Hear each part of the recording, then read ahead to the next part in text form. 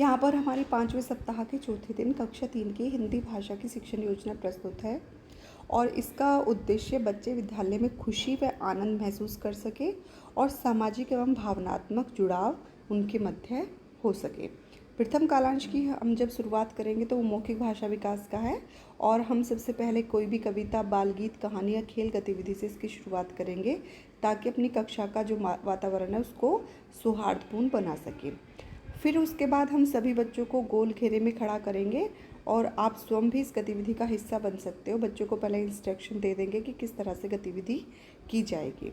उसके बाद एक बच्चे को हम घेरे से बाहर खड़ा होने के लिए बोलेंगे और उसको बोलेंगे कि आप तेज़ तेज़ चलोगे और किसी भी बच्चे के सर पर हाथ रखोगे और जिस बच्चे के सर पर आप हाथ रखोगे वह बच्चा तुरंत उठकर विपरीत दिशा में, यानी कि जिस दिशा में आप जा रहे हो उसके दूसरी दिशा में जाएगा और उस तेज़ तेज़ चलकर जाएगा। और जब आप दोनों बीच में मिलोगे कहीं तो हाथ जोड़कर एक दूसरे से नमस्ते कहोगे और उसके बाद जो भी खाली स्थान है उस पर पहले पहुंचने का प्रयास करोगे और जो बच्चा पहले पहुंच जाएगा वो बैठ जाएगा और दूसरा बच्चा इस पूरी प्रक्रिया को फिर से करेगा। इसी तरह से खेल आगे बढ़ता रहेगा।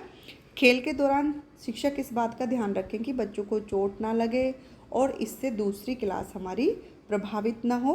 और गतिविधि की शुरुआत और ज़रूरत के अनुसार जो भी बच्चों द्वारा किए गए वादे हैं उनको याद करने और उसके अनुसार व्यवहार करने के लिए बच्चों को कहें। लेखन कार्य में हम इसी गतिविधि से संबंधित कोई भी चित्र बनाने के लिए बच्चों को कहेंगे और वो अपने साथी को दिखाकर इस पर बातचीत करेगा। आप ध्यान रखें कि गतिविधि करने में कोई भी परेशानी नहीं होनी चाहिए और सभी बच्चे इसमें प्रतिभाग करें। दूसरे कालांश में हम डिकोडिंग पर कार्य करेंगे। यहाँ पर हमारा वर्ण पहचान, ब्लेंडिंग और शब्द पठन पर कार्य होगा। आज हम त वर्ण की पहचान करेंगे।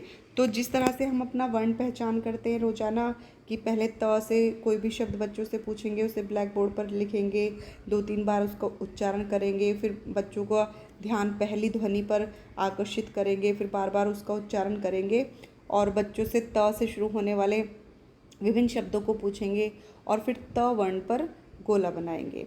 इसी तरह से हम आज त वर्ण की ध्वनि और प्रतीक अपनी पाठ्यपुस्तक पंखुड़ी के पाठ 5 साहसी सीमा में से बच्चों से त वर्ण खोजने और उसे अलग अलग तरीक़ों से लिखने का अभ्यास करवाएंगे। ब्लेंडिंग में हम बच्चों को अब तक भी जो भी हमने तरीके सिखाए हैं या अब तक भी जो भी वर्ण सिखाए हैं उनको मिलाकर बनने वाले शब्दों को मिलाकर पढ़ने का अभ्यास करवाएंगे। शब्द पठन में पूर्व की कक्षाओं में हमने जो भी चार्ट पेपर पर या दीवार पर जो भी शब्द लिखे थे उनका ध्यान आकर्षित करवाते हुए उन शब्दों को उच्चारित करवाएंगे बच्चों से। इसके पश्चात हमने अब तक जो भी वर्ण या अक्षर सिखाए हैं उनसे बनने वाले 4-5 परिचित सरल शब्दों को बोर्ड पर लिखेंगे और बच्चों से कहेंगे कि आपको ये एक साथ पढ़ना है। इस तरह से हम बच्चों को 3-4 सरल शब्द देखकर या सुनकर लिखने का अभ्यास भी करवाएंगे। उसके बाद लेखन कार्य में हम अपनी कार्यपुस्तिका के पाठ 36 पर कार्य करने को कहें और आवश्यकता अनुसार उनकी मदद करें। आप ध्यान रखें कि शिक्षण प्रक्रिया में प्रतिभाग सभी बच्चे कर रहे हैं और कार्यपुस्तिका का कार्य भी सभी बच्चे अच्छी तरह से कर रहे हैं। जिन बच्चों को परेशानी हो रही है उनकी पहचान करें, उनसे बातचीत करें और उन्हें कार्य करने के लिए प्रोत्साहित करें। ये हमारा कार्यपत्रक होगा जिसका हमें दूसरे कालांश में भरना है।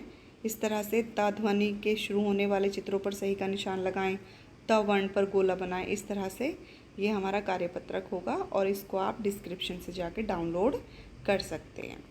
उसके बाद हमारा तीसरा कालांश होगा जिसमें हम पठन का कार्य करेंगे और यहाँ पर साझा पठन और पढ़ने का अभिनय, यानी कि हम बिग बुक से पठन कर रहे हैं और हमारी कहानी जो है चिड़िया बिग बुक की उसको हम बच्चों को सुनाएंगे। तो नहीं, हम बच्चों के साथ सुनाएंगे आज, क्योंकि हम साझा पठन करेंगे। सबसे पहले हम अब तक जो भी हमने पिछले दिन चर्चा की थी उस चर्चा को दोहराते हुए बच्चों से प्रश्न पूछेंगे और फिर बच्चों से कहेंगे कि आज आप मेरे साथ साथ पढ़ेंगे। पढ़ने के दौरान आप उन जगहों पर रुकेंगे जहां बच्चे कहानी या चित्रों के आधार पर खुद से कुछ शब्द जोड़ सकें।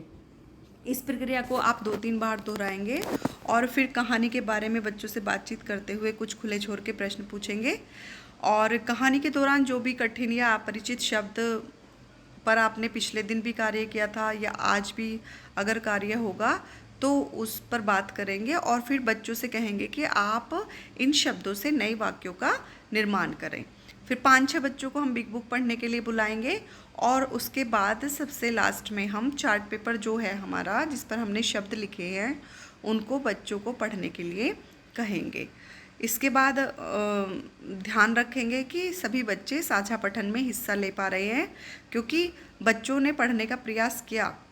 ये देखना है आपको कि क्या सभी बच्चों ने प्रयास किया है। यदि नहीं तो उन बच्चों की पहचान करो और उन्हें अलग से बात करने और समझाने का प्रयास करें। अगर उनको कोई समस्या है तो उसको दूर करने का आप प्रयास करें।